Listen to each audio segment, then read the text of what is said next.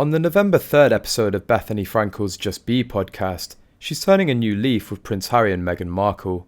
The reality star started out by saying Prince Harry's new memoir, Spare, has a bad name. Instead, Frankel suggested Share or Overshare.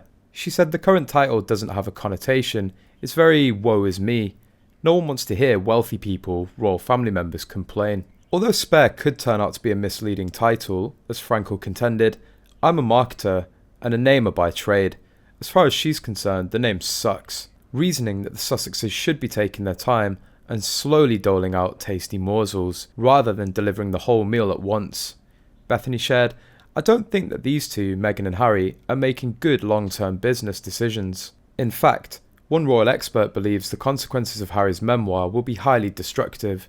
As Richard Fitzwilliam said, it's a sensational title and implies that the writer was not valued, or certainly that he didn't feel at the centre of the events, he warned.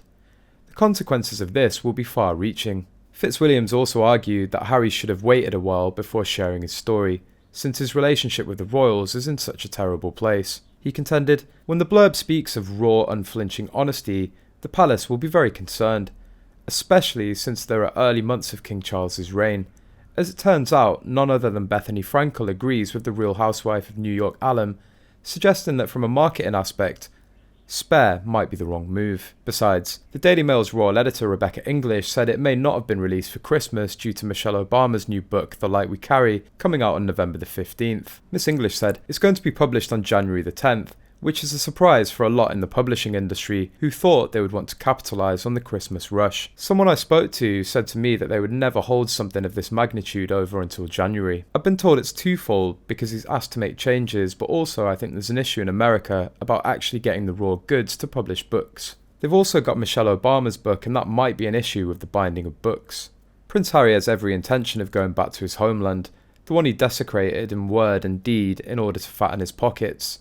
Apparently, he thinks it's a good idea to do PR in the UK for his memoir titled Spare. By the way, his books are already being slashed by 50%. Could this train wreck get any messier? Harry's forthcoming memoir is unlikely to be championed by independent bookshops because of how heavily it's been discounted by larger retailers. Spare will be published on January the 10th by Penguin Random House, with the recommended retail price set at £28.